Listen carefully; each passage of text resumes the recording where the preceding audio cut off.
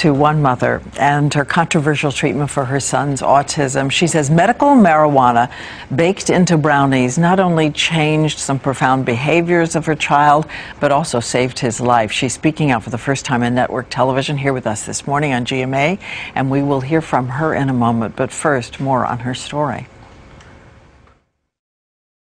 Let's go. Let's go. Today, 10-year-old Joey Perez is thriving, but his mother, Miko, believes it wasn't conventional medicine that cured him of some of the severe symptoms of autism. Instead, she credits these brownies, baked with a controversial ingredient, medicinal marijuana. Any kid would love brownies, mom's brownies. She believes the drug prescribed by a doctor has saved Joey's life. Before the treatment, she described him as hostile and dangerous, and his weight dropped to 46 pounds. You could see the bones in his chest. My son was going to die.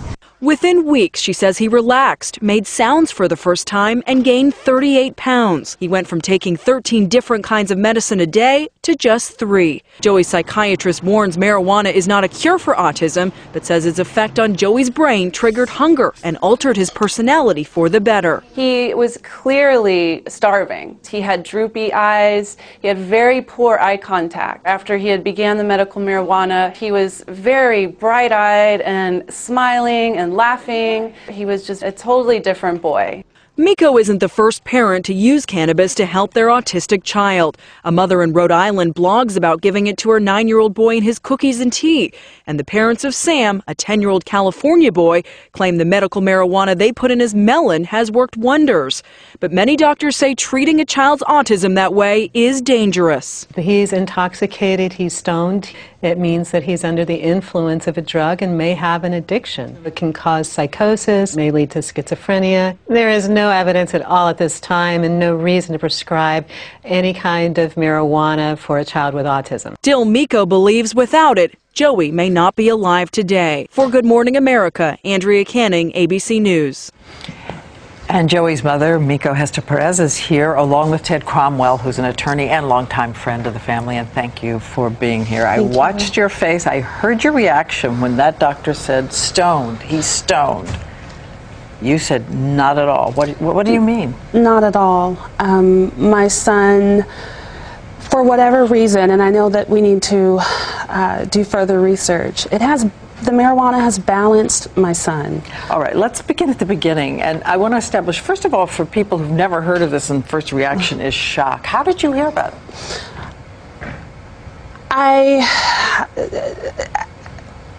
At first, I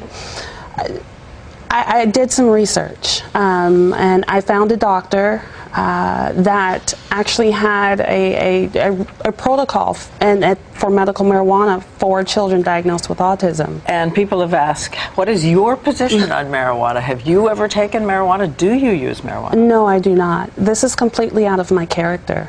I've never used it? Never. And what were the behaviors that drove you to seek out this dramatic, if not controversial? My son had self-injurious behaviors. He was extremely aggressive. He would run out of our home. It's called he was eloping, a danger. Yes, right, when he would just dart away. He was a danger to himself and others. And how soon after you gave him this did it change? Within hours. Within hours, he had requested food that we had never seen him eat before. His demeanor had changed. He was calm. And I want to repeat again, he at one time I know was on 13 medications, then he had come down to 6, and now how many does he need? He's on 3, technically 2.5. We're using 1 as needed, and Dr. Hedrick is working with me to remove 1 more. Mr. Cromwell, let me ask you, because the American Academy of Pediatrics has said that this is not scientifically validated, that it has not been tested, it could be dangerous for children.